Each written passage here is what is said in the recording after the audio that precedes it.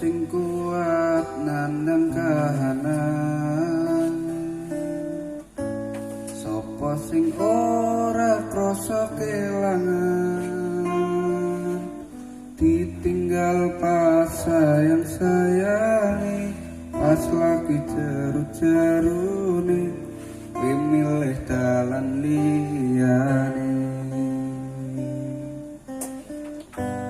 Sapa sing kuat ditinggal lunga, sapa sing atine ora lara, kenangan sing wis tak lakoni, tak simpen ning jero ati, dhewe wis ra dadi siji.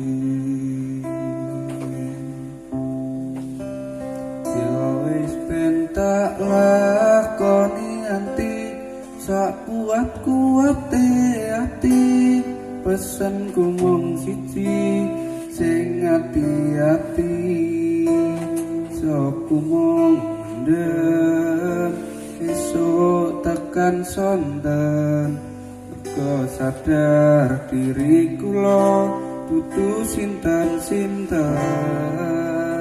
Yo wis tak pendam rasa sing ana ning jero dada, tetep tak dongakno muga urip mulya, iso mung nyuwun kok ora ketun, tetep manten matur nuwun.